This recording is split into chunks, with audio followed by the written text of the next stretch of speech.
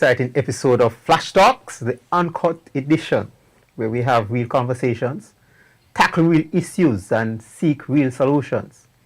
I'm your host, Edgar Bennett, and with me is Mikey G. And thank you for joining us on Facebook, YouTube, and Instagram. Tonight's topic is one that sparks debate, emotions, and plenty of opinions. The topic is men as marriage material. Before we begin, I'd like you to participate. So in the comment section, please tell us what makes a man marriage material. One word or one phrase or one quality. And we'll be reading your comments throughout the show. Welcome, Mikey G. Thank you, Edgar. I mean, just as you start the conversation, I'm happy to be here. And of course, this topic sounds like something that is really, at this time, necessary to be had. It's been an elephant in the room for a long time, and much have been talked about. So, yeah, I'm here. Yeah, indeed. Welcome. Happy to have you. And we'll get right into the conversation after this short break. So please don't go away. Stay with us. We'll be right back.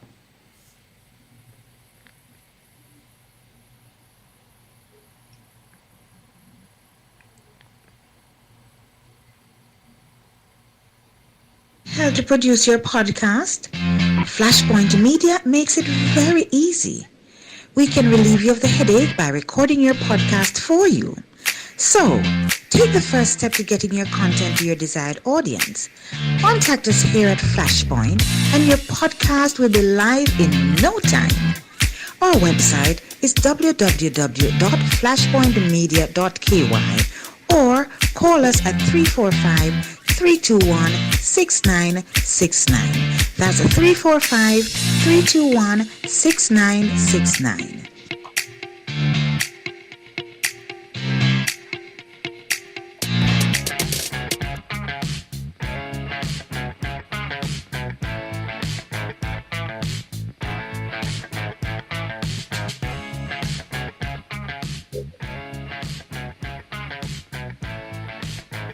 And welcome back. First, let us set the context. We're talking about marriage, and it's very important for us to consider the context of marriage.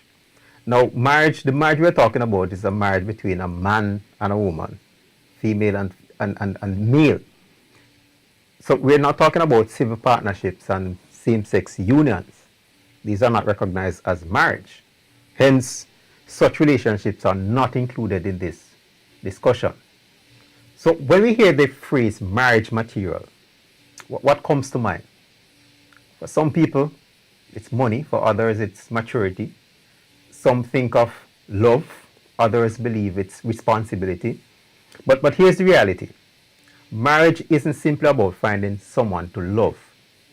It's about finding someone who is prepared to build a life, a happy life with another person.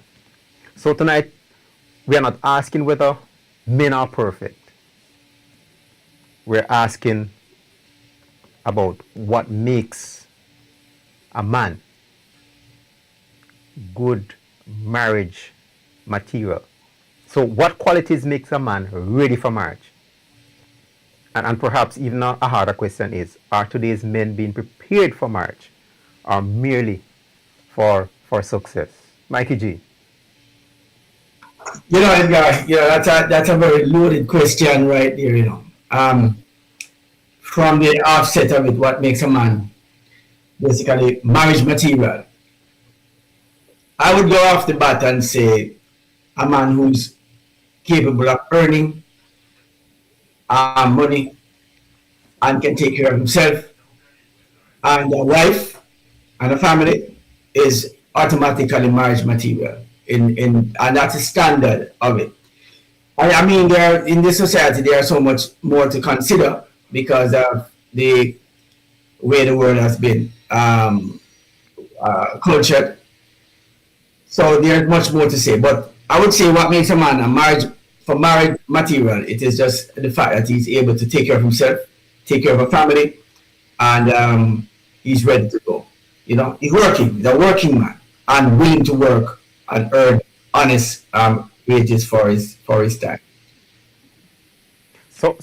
So one of the things that is very significant to a man is that ability to earn. And a man will feel less than a man if he's not earning.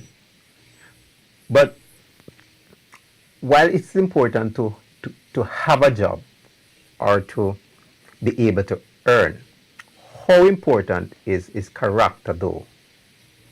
That is How where important is character in being? that's the conversation right there. That's why I paused a while ago and said, there are more things to consider in terms of just ability to earn, because then you have persons who are of very unscrupulous nature, are just not really good people.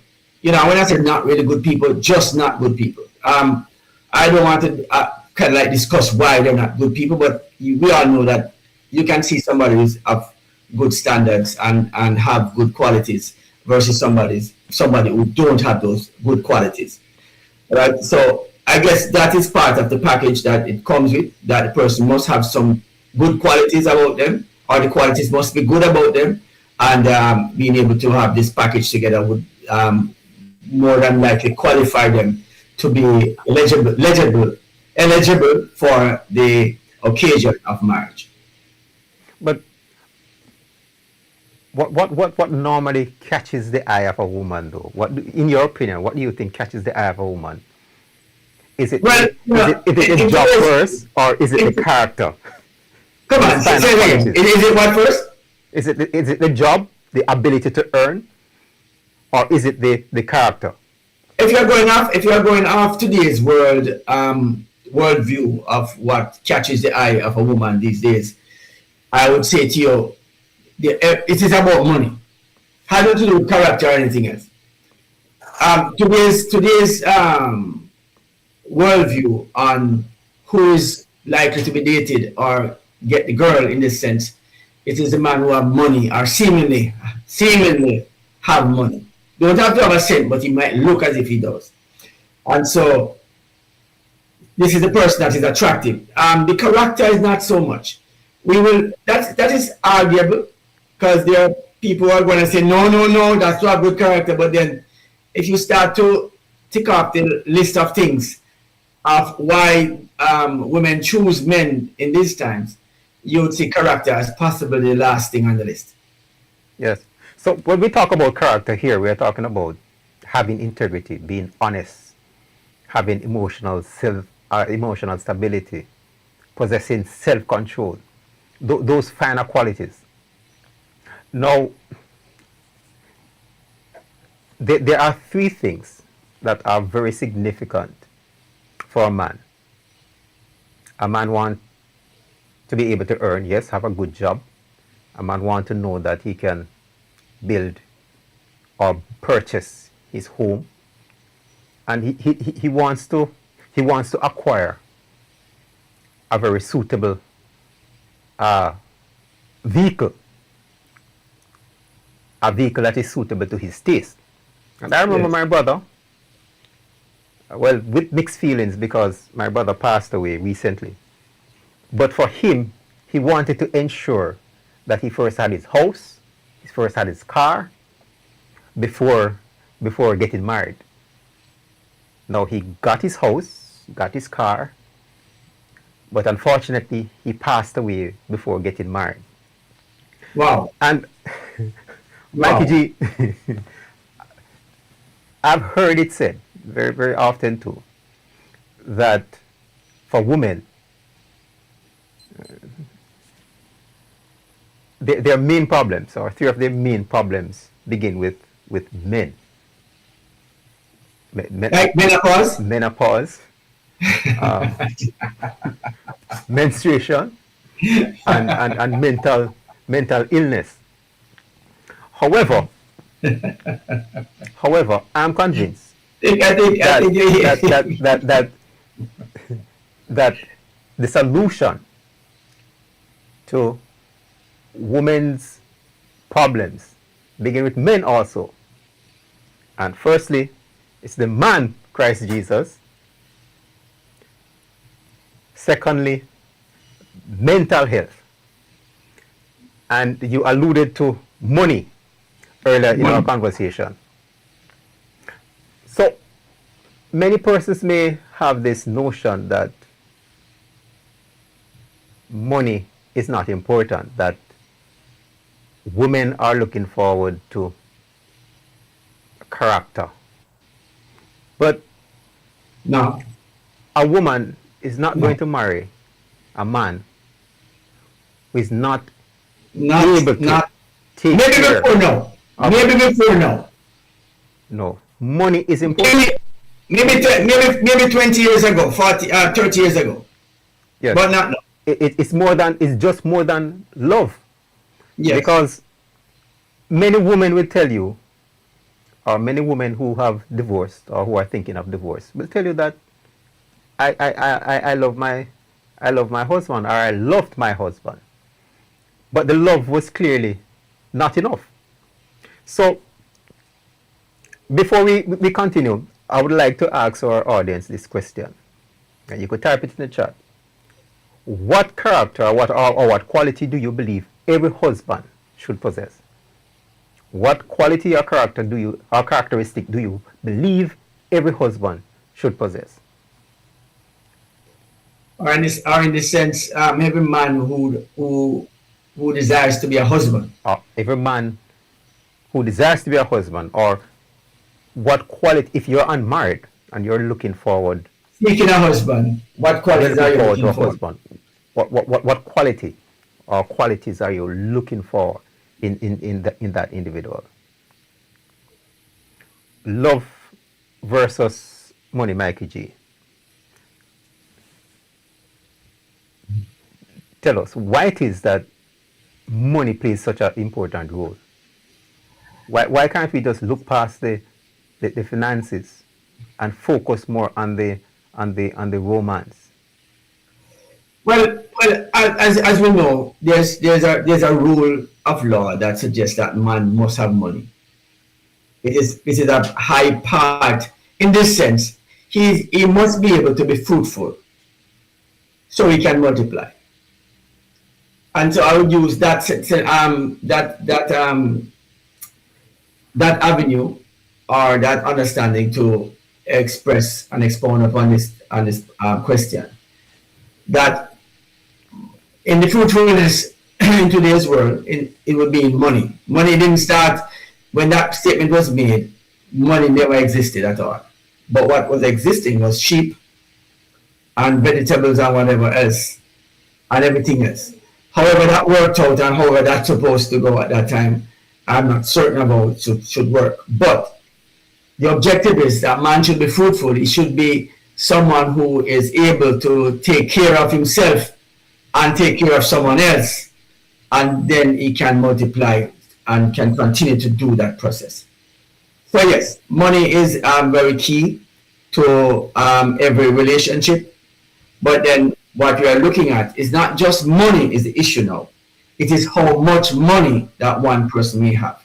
And so most women are not looking, especially westernized women, are not looking for a man who earns if you're somebody in the US or $50,000 or less. They're not looking for anyone like that a year. One of the real concerns that I have seen, that I have observed over the years, is that there are many men who could be considered less intellectually capable than their significant others at that particular time, and then later on as their spouse, their wives. But they took the time, they made the sacrifice to allow their significant other or their wife at the time to pursue her studies, to equip Higher herself, education. to get a good education, so to speak. Well, yes. And then after the wife or the significant other achieved that good education, that wife or significant other left the man. So how do we explain that scenario? Because in my view, that man would have submitted, that man would have sacrificed, that man would have made a significant investment. That man would have acknowledged that yes, the wife is more capable in this area than I am. So I'm allowing her to push ahead, so to speak. I'm allowing her to advance, to enhance our relationship, to enhance our future. But then the wife acquires this certification or this qualification, and all of a sudden they now become incompatible or unequally yoked. You're not touching a very small topic right there, Edgar. You're not touching a small topic, That has been a big situation, a big problem in relationships forever, right? Where the man sends his wife off to be to be educated or higher learned, and then he did not do anything more, but he's continued because he's satisfied with himself, but he's up there. And then next thing, when I was in college, my professor at the time, a man named Mr. Smalling, he told us a story about Farmer Joe. So Farmer Joe has lots of land and he's had a very successful career in farming. Plenty of money, tractors, workers, everything you can think about, right? He has that. And so Farmer Joe says, honey, you are here, you're a nice woman, young lady, everything. I'm going to send you off to be a school teacher. I want you to, you like to help the kids do with their homework and everything. Why don't you I want to send you off to be a teacher because I see that you love these things because that's what you do in your spare time. And so she thought about it and said, well, that sounds good. I would definitely go. And so she went off to college. And so Farmer Joe sent his wife off to college and she went off and got her degree and everything. And she came back and started working at the local school and she just excelled, right?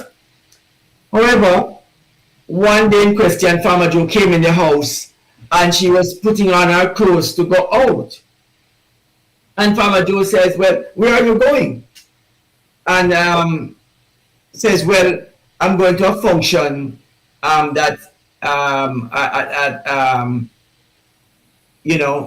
with my colleagues.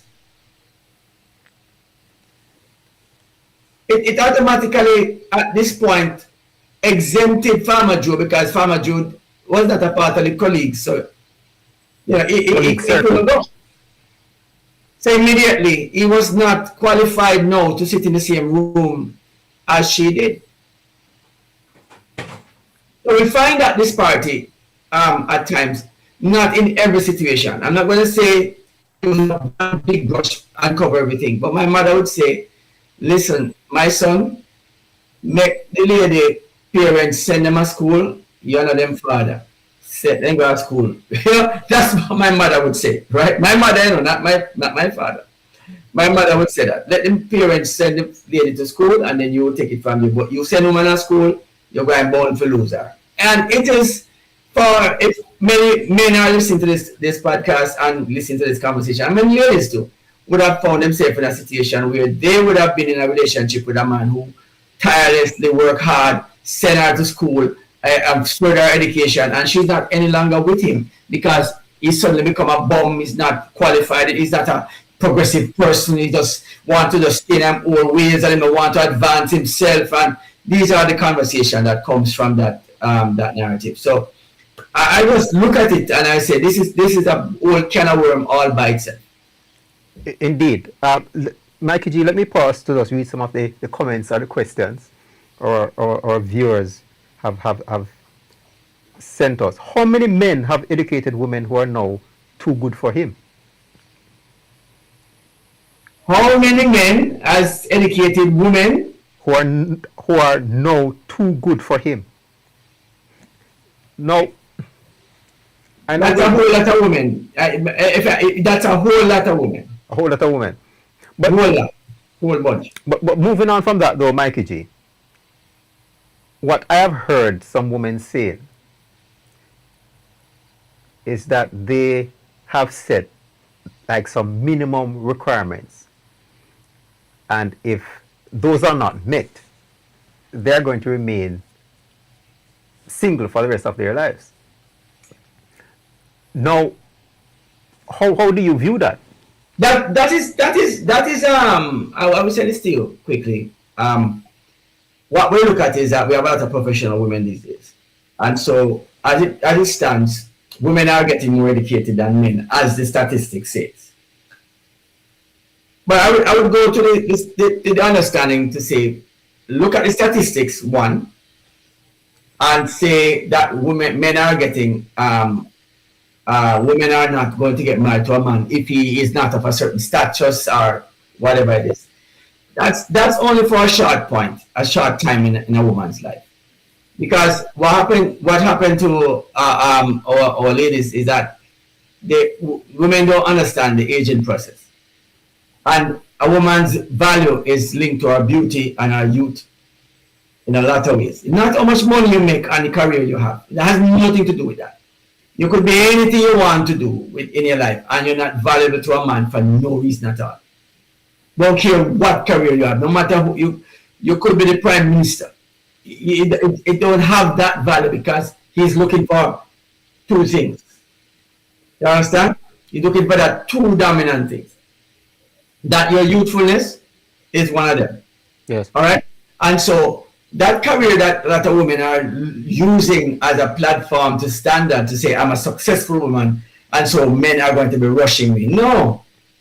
Because right away, and then here's the next side of that, men are intimidated by my success. No, a man don't want a woman to be a boss in his yard. And so she won't come in to submit to him. She wants the man to submit to her. And so this is the whole the thing that start to create another all different kettle of fish.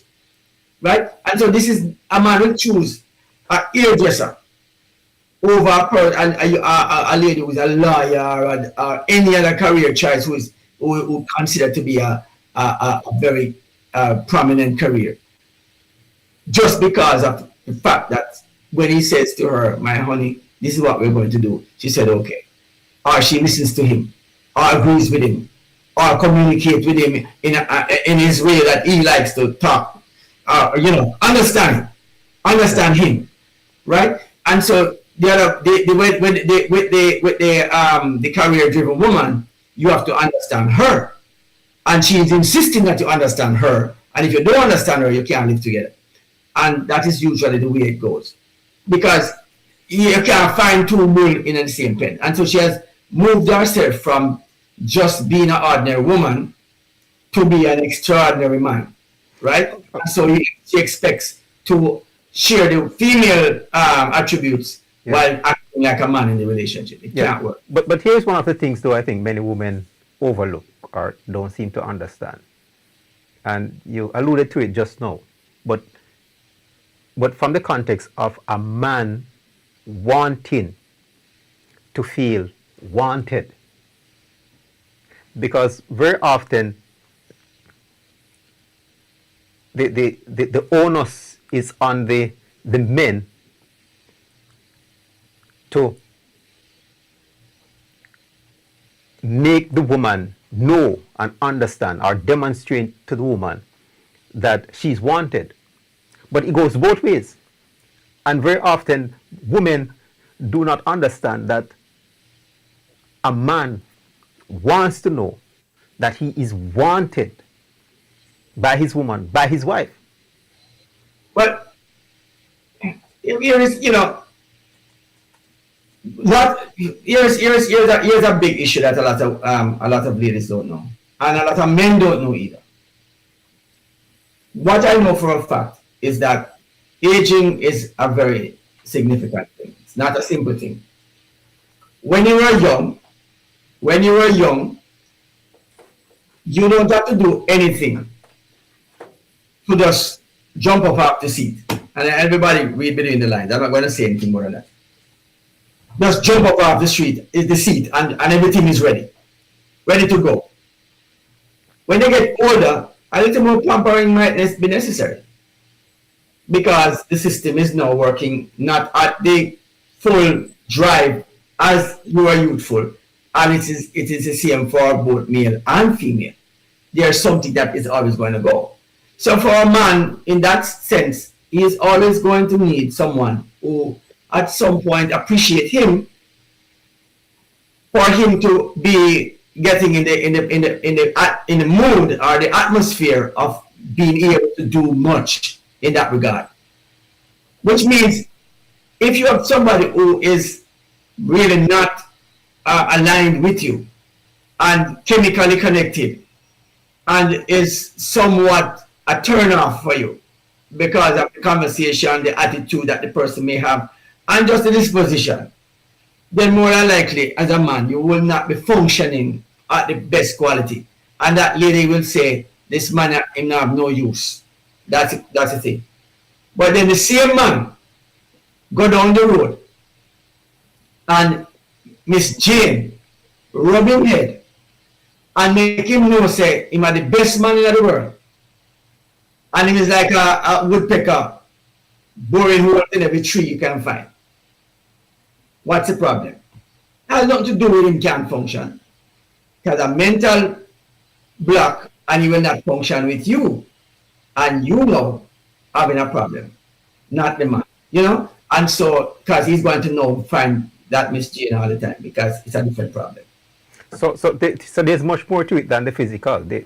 It's much more. It's not just physical. No. And the chemistry, in order for the chemistry to get going, there needs to be an appreciation. There needs to be. Here's one for you. So this man, he decides that he's having a problem, and the problem he's having, he can't keep it up. All right, he can't keep it up. So when he go to this man where can mix up a little portion for him, and him say, well, what you do is this. All you have to do, may I give you 3 tries. This portion, when you take it, you have 3 tries. When you say zoom, boom, boom, it will stand up. All right? And when you say boom, boom, it go down. Okay? So when he was there, he has 3 tries to do this, And the man give him the portions and take it. And he said, just to test it to see if it work, as the man said, to see if he's not spending money right. Him goes so boom, and it stand up. And he goes so boom, boom, and it go down. He said, yes, me ready now.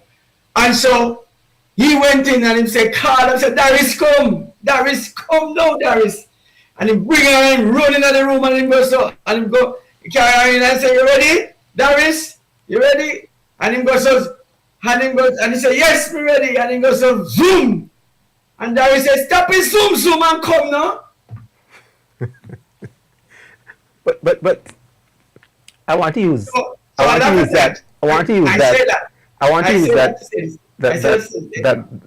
that example though Mikey G, to underscore the importance of being healthy. I say that to say this. Let me tell you what I say it for. Yes. As you get older, you need that lady to be able to initiate some things, because that's what going to make the Zoom work. Yes. But if she become hostile, she's a zoom. Yes.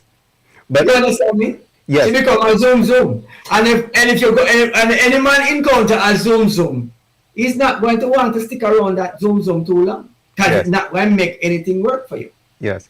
Yes. So the attitudes have to be different. Yes. So we know that on the woman's part, she will need to initiate, but on the man's part, and that the man shouldn't either. But on the man's part, if he's going to be good marriage material, he will need to be healthy, and he will need to take care of himself. Yes. So he will need to pay close attention to his, not just his diet, but his overall lifestyle, and keeping fit. He will need to ensure that he pays attention to his grooming, You know, and on one of the things you mentioned earlier in our conversation is the impact or the influence of the mother, or let us broaden it to say parenting. And that is critical, that is very important. That the making of good marriage material does not begin in adulthood. No. But it begins from conception. From conception. And parenting plays a key role. And when I say parenting here, I'm referring to the presence of both the mother and the father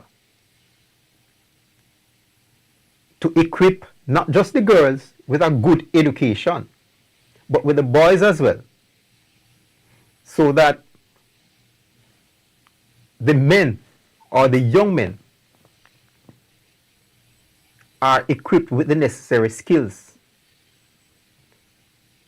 financial skills, home skills, so that they are well-rounded to be able to first take care of themselves as an individual, and equip them to be able to take care of a family. All right. What I would say on this matter is that everything you said is right. I would tell people all the time, I am not domesticated.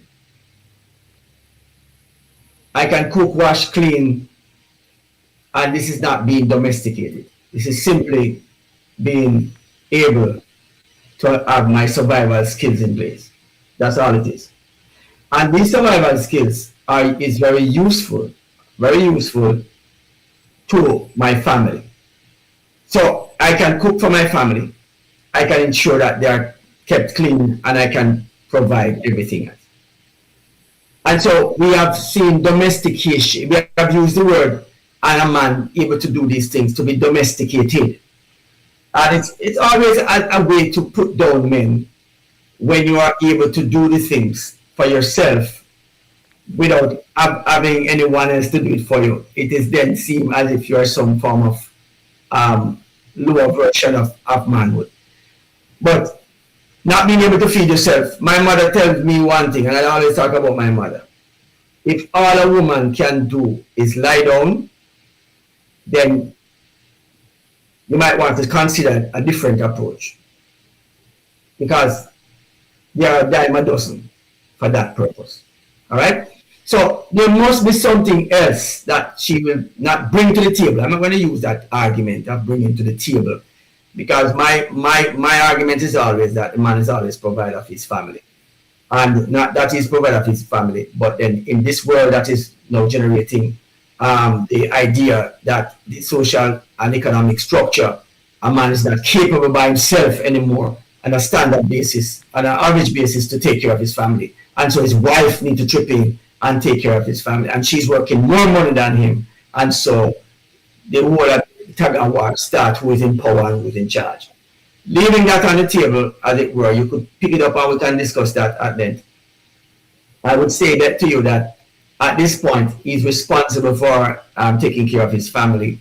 And so when his woman joins him, he would select a woman who will make a family with him. So, Yes. And hence take care of the family as well. Yes, you raise a very important point. We're not going to dwell too much on it, but I would love to say that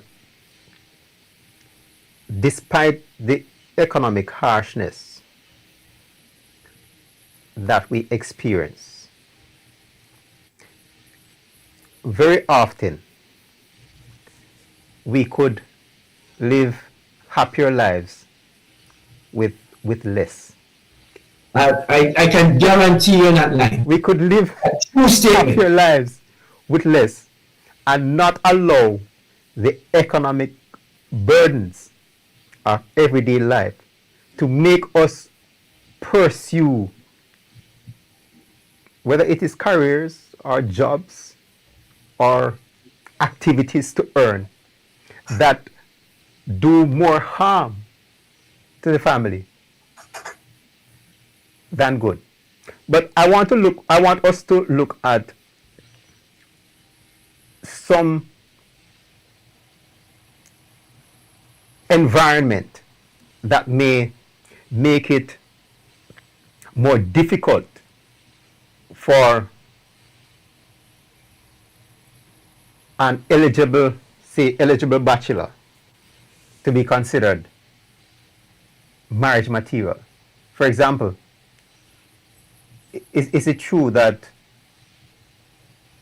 all boys institutions, especially the boarding ones, do not produce good marriage material? And what are some other things that would disqualify or would make it more challenging for a man to be considered It's good, difficult. good marriage material? Just It is- hold your thought, Mikey, and we will continue the discussion after this short break.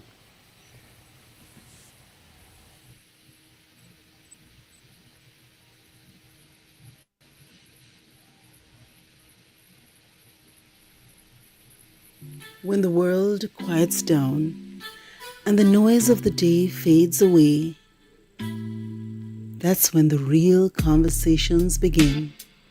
The ones we hide, the ones we fear, the ones that need to be heard.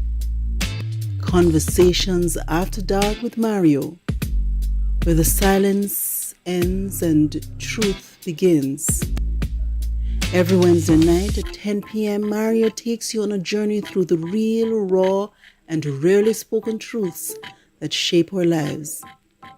From personal battles to family struggles, community wounds to silent traumas. No topic is too taboo, no story too deep. It's not just talk, it's healing. This is a space where shame is shattered, silence is broken, and truth finally speaks. Conversations After Dark with Mario, every Wednesday at 10 p.m. Only on Flashpoint Radio, www.flashpointmedia.ky. Stay up, speak up, heal forward.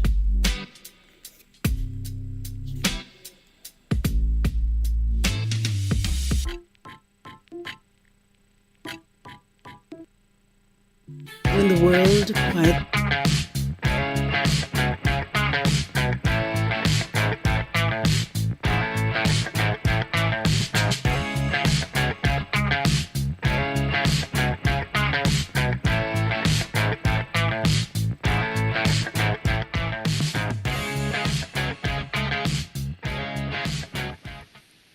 Welcome back to Flash Talks, the Uncut Edition, and I'm your host, Edgar Bennett, and with me is Mikey G.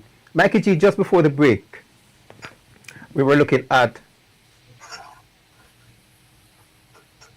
is it that some environment create less than marriage material? All right. You mentioned the boys' school. All boys school, all boys boarding institution, Yes. as an example.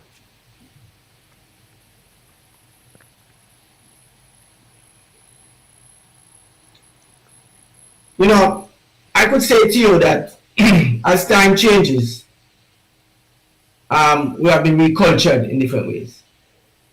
I would look at it from that perspective.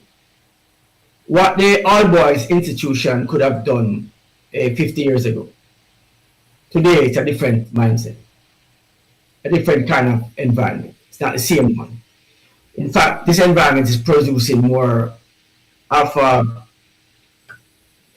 not such a good outcome for the purpose of what is taking place in our world today and the ideologies that have been taught.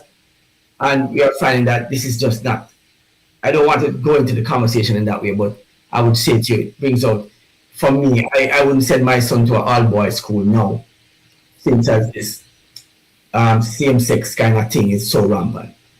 Yes. I wouldn't do it.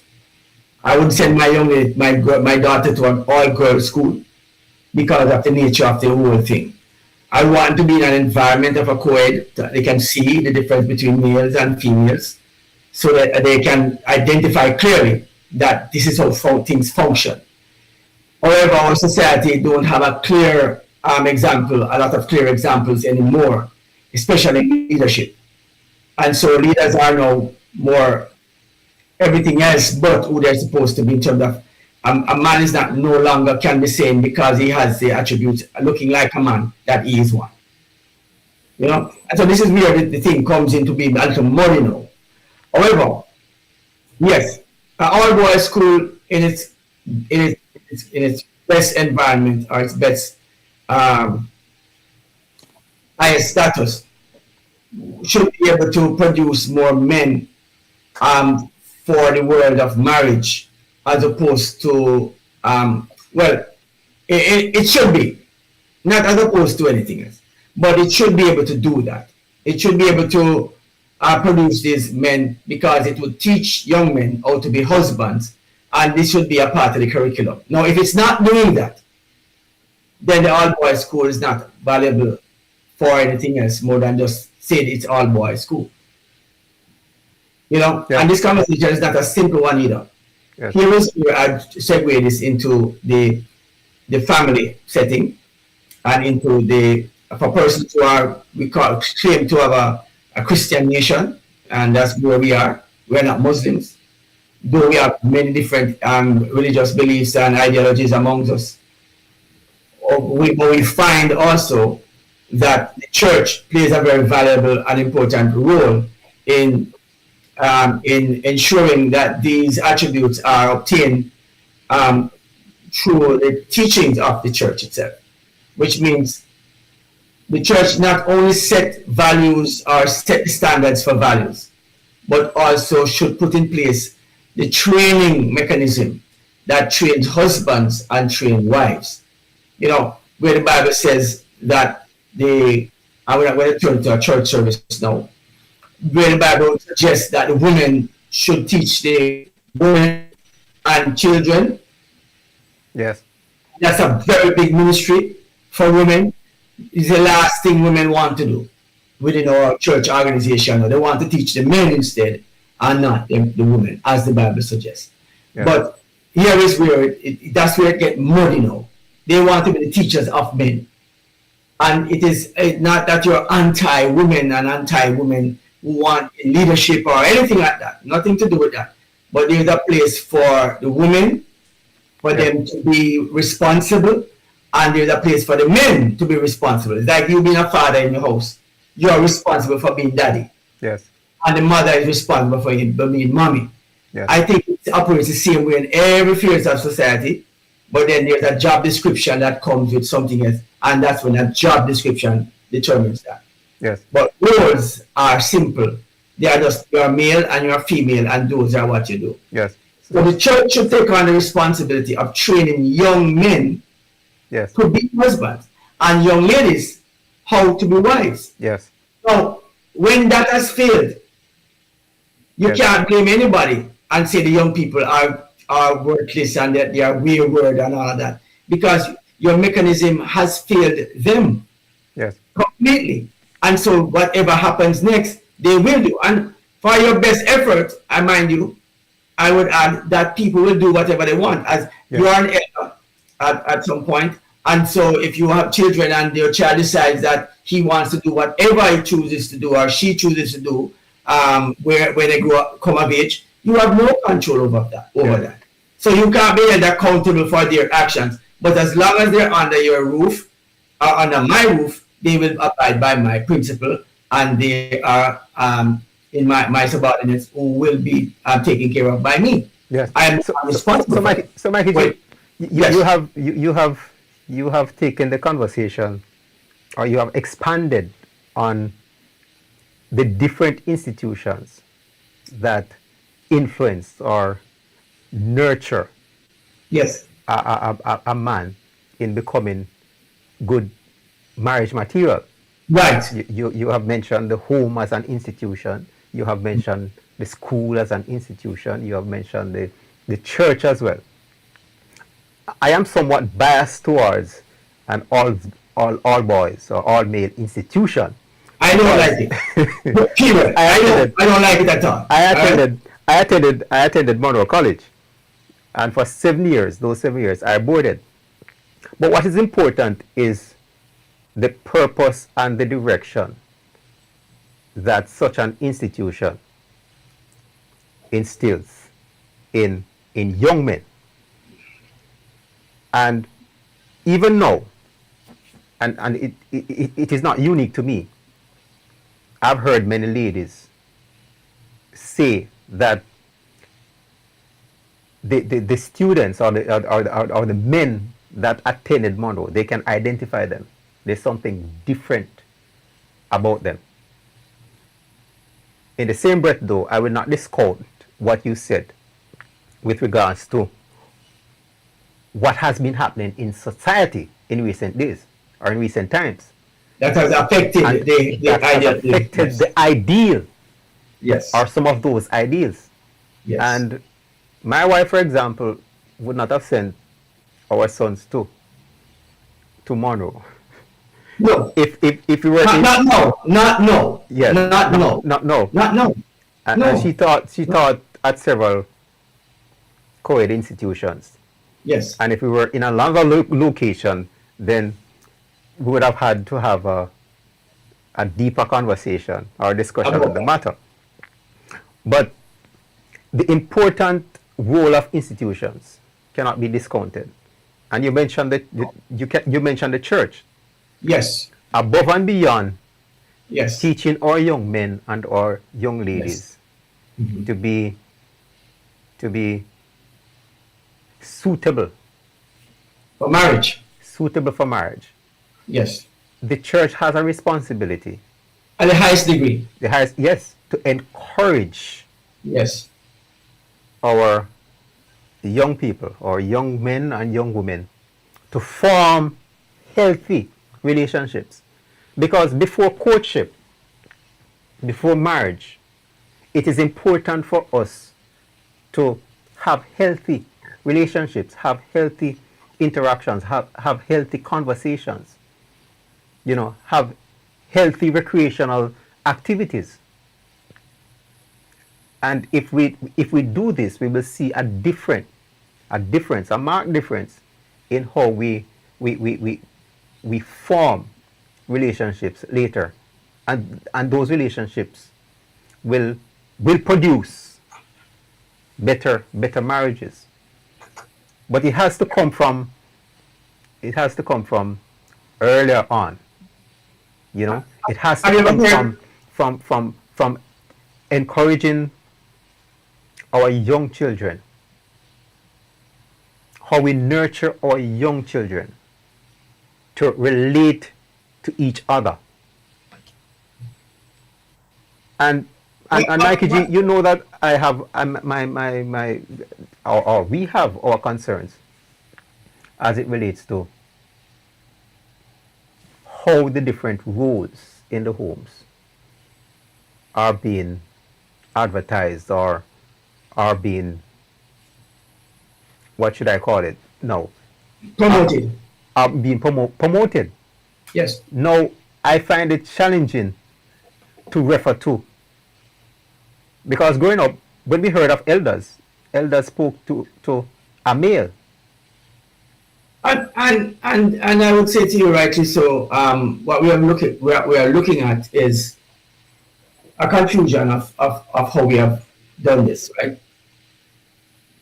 The young men within the organization, within the church itself, yes, sees their mothers superior to their dads. They feel themselves inferior to the woman. And why is that the case? And how Because you have now turned the woman into a man.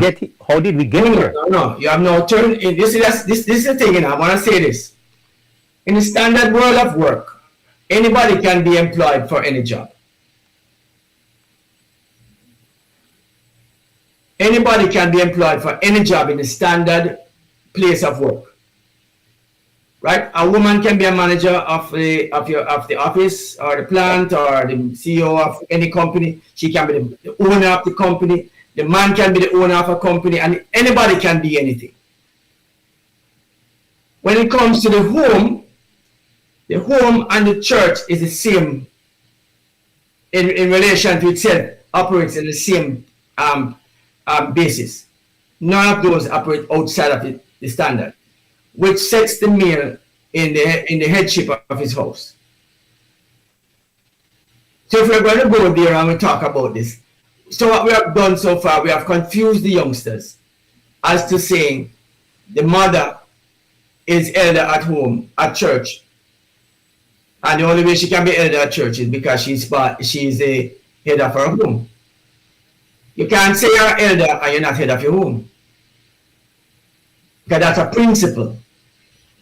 Every time you say mommy is elder. No, when you hear that, it's like saying mommy is the father.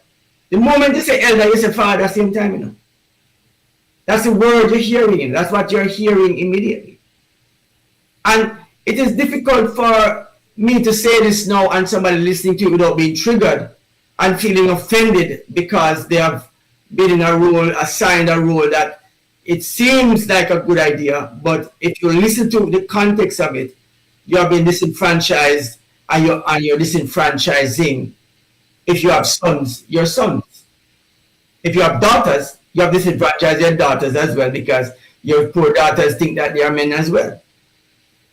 Yes. So it's very important then that the men or the boys are trained as leaders from the home. So here's where I'm going to go. Here's where I'm going to go. And at school as well. Let me go with this. Let me share this as an example. If we're going to have young elders training,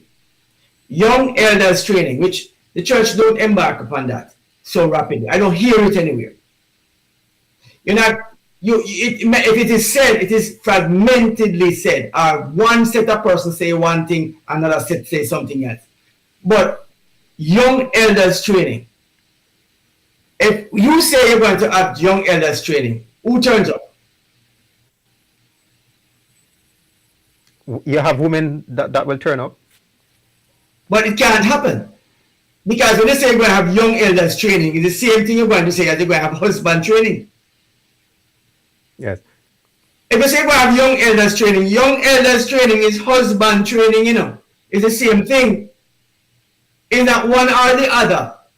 Because an elder is trained as a husband. Our husband is trained to be an elder. And so what would happen there is that you train the young men to come into their role within their homes and be the spiritual leaders of their homes. How many women here in churches nowadays say you can't find good man not even in a church? That statement is widely expressed. Why? Widely expressed. But because there's a lot of confusion going on, and there's no one there to set a standard that says these are the qualities of a man. If the qualities of a man is that he's the head of his home and then become an elder, how come his wife become the elder? Yes, and that's a quality of a man. We know that there's an obvious gap where that is concerned. All right, let's leave that topic there, sir. That's a hot seat, right? That gap needs to be addressed. But yeah, I don't want to even talk about it anymore because it's such a, for me, it is so heart-rending to see the nonsense that goes on. I'm not going to say that somebody can't do it. I'm not going to say it's not all right for you to do it because God can use anybody he wants to use, and that's fine. I'm going to leave that statement on the books. But Mikey G, that's for another. We'll have to take that up in another discussion. Another conversation. But because of the purpose of this conversation, basically segue into it because of the confusion. Yes. Not even the church is adequate enough to train young men because it is confusing the young men who they are. And if you don't know who you are, then how you're going to be what you're supposed to be. Yes. But before we wrap up though, Mikey G, we want to touch on the whole notion of emotional intelligence and how important an ingredient that is, or emotional maturity. How important that is in the material for a good marriage. You know what I would say? We hear very often women complaining about, men not emotionally mature. Not emotionally mature, not emotionally intelligent. They don't know how to treat a woman, how to love a woman. They're not sensitive to their needs. how important is much emotional maturity, emotional intelligence, and what can be done Every to woman prepare knows. to prepare Every woman knows when she men. want to get. Every woman knows when she want to get something from a man. She is going to be kind to him and give him sex. Every woman knows that when she want to get something from a man, seduce him, whatever you want to do, when you want something from him, you're going to be nice to him, rub him head, and give him sex. That's that. You're going to get through to him. Yes. That's what women knows this. That's why prostitution is such a busy career for many ladies. They know that this information is true. Men love this activity. Yes. No. How come the wives don't know that? But the wives do know this. But I'm looking at it from the perspective of how can men or young men be prepared to be more, say, self-aware, to communicate better, to show empathy. Firstly, to be better able to resolve the conflicts. No, but what's happening now, you realize that marriage is not something that young men want to get into. And why is it that young men are not wanting to get into marriage? That's what I'm saying. So the whole marriage argument, that's what I'm saying to you, that the church have a responsibility to reteach this nonsense. Because what is being promoted as marriage and the qualifications of it and all the things that's supposed to happen in it has been the downfall of the very institution that God will have created, and man take it and nasty it up, mess it up, completely damage the all the attributes of it. Men are not willing to get married because marriage is a trap. For them, it is where you're going to work hard. You talked about your brother who worked and got his house first. You did that? Yes. And he got married to a lady. And when she get divorced in 5 years, she take the house with her. Just like that. Yes. Now, how many men? Now, the youngsters come up and say, all right, let me tell you something. A popular notion was that young men came to the island. I'm not going to say anything more than the island. And they come to the island, and so they get married to a nice young lady. And when they get married to the nice young lady, they went off and built a nice home. And when the house is finished, the young lady tell them to go on. Get them off of the island. It's a popular conversation, and they're usually from Jamaica or someplace like that. Right? And this is something that has been said, and it's not something that is a secret. Over time, the newer ones who come decide, I ain't going to get in no relationship, now build no house at all, for nobody run me away when the house Yes. finished. But yes, that happens, Mikey G. No. So the chain of thought still go. The thing is, the chain of thought the same place. there are some exceptions where I agree with you. I agree you have with you. willing women and men who decide to get married.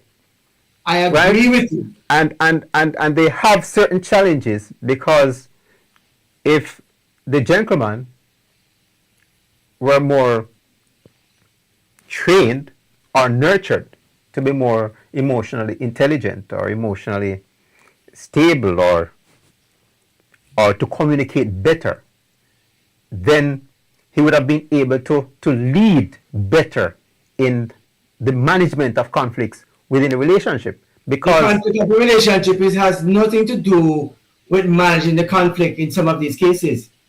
It's just that they have somebody else in mind that they want to live in the house with.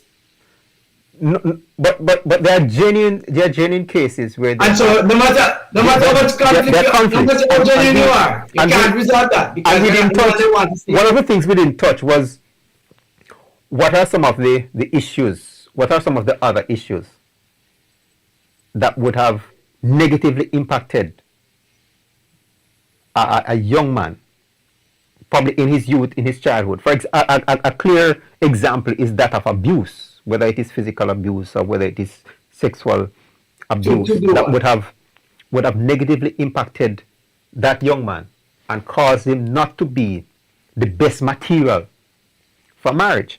There are a number of things. There are many other things that we could have mentioned. Notwithstanding, notwithstanding all of those factors, there is still hope. There is still hope that I may not have had the best childhood. I may not have gone to the best school, in quotation. But despite my past and despite where I have been, there is still hope that I can now learn. There is still hope that I can now decide, to my personal choice, to be ambitious, through willpower, and with the help of God, become the best material possible. And being that material, being the best person, being that suitable person for marriage, I can now look and search and find a suitable wife. I would say this to you.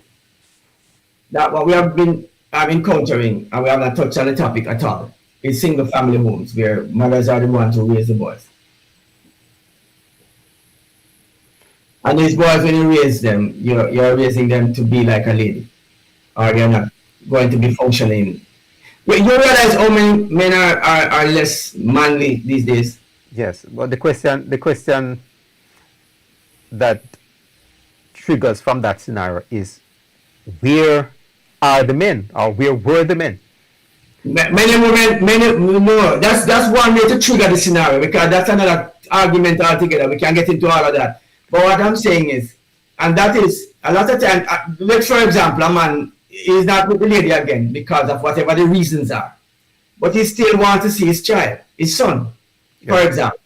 He takes over his stuff to show to to give to his son, and the mother says, I'm going to give it, let my son come to see me. No one can't see him because he's doing his homework.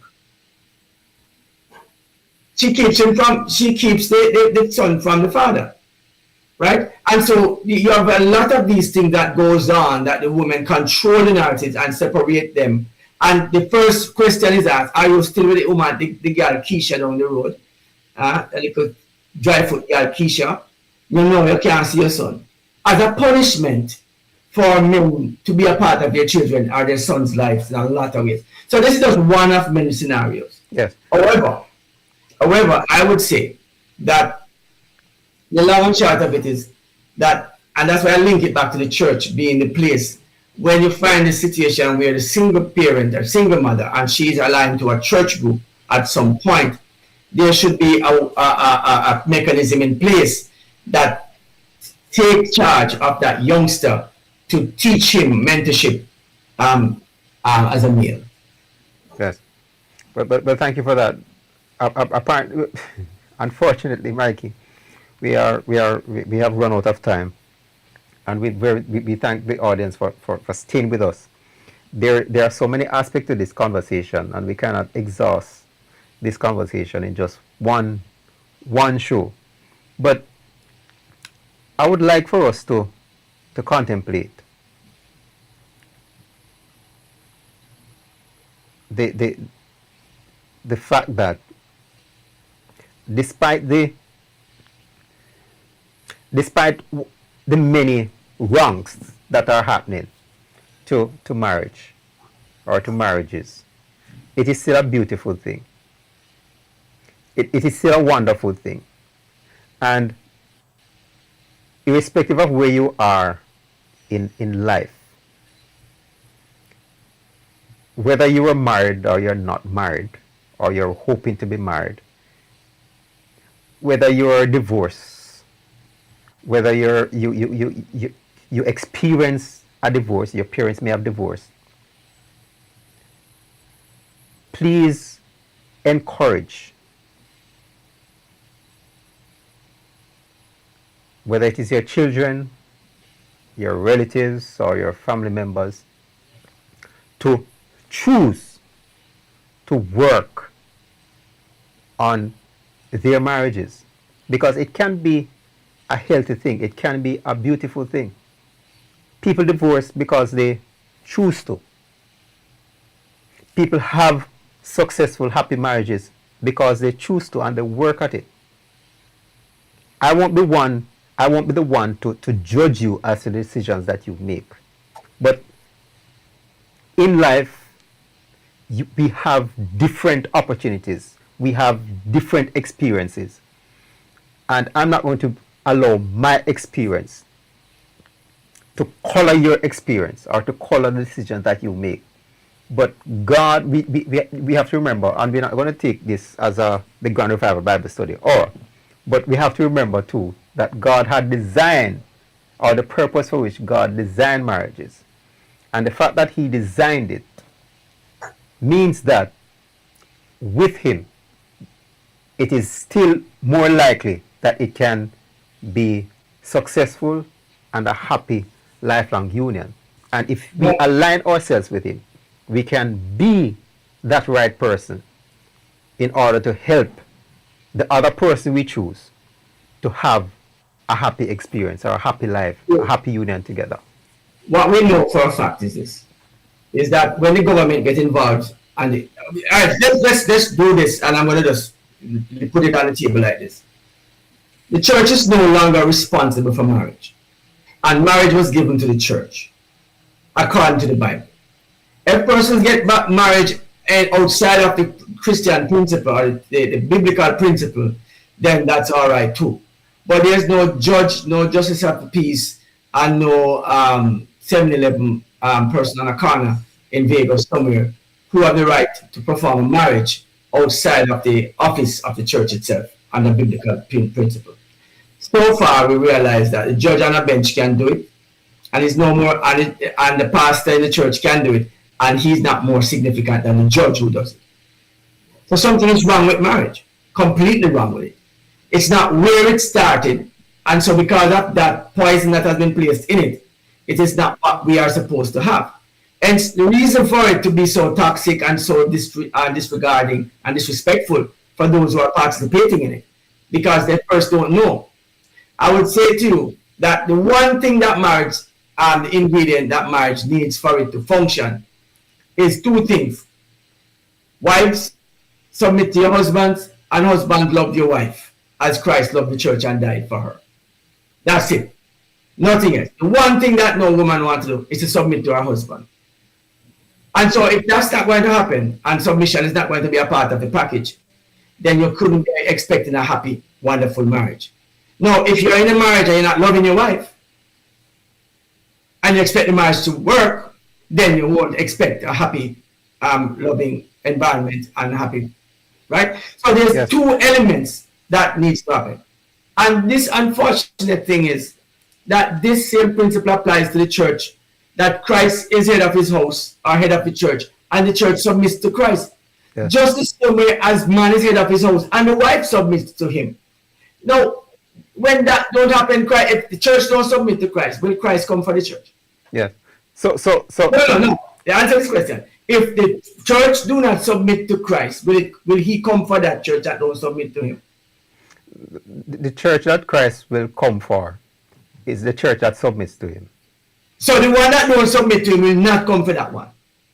So why should a man then have an unsubmissive wife who do not want to submit to him? No, this submission sounds like somebody want to kick and beat people and all that nonsense. Yes. That's not what it is, because every time a woman goes to her job, she submits to her boss, and every time the boss, everything the boss wants, she does it.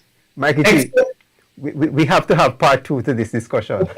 We have to have part 2 to this discussion. But you don't want to submit to the man who actually give her a status above all the single women around. But based on your comments though, if there's one thing we can take away from what a man should possess, or the material that he should be made of, is that he should be willing and able to love his wife.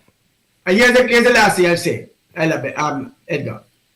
If you have a husband, I'm talking to the women now. If you have a husband and you're flaring up and you're triggered by the conversation, you say, well, we're not submitting. You shouldn't marry to that man. A wrong man you marry to. You can't submit to him. That's all I'm saying. Yes, and that takes us back to the point that we need to encourage our young people in how they form relationships, because long before you reach to that point where you discover that this person was not the best person for me.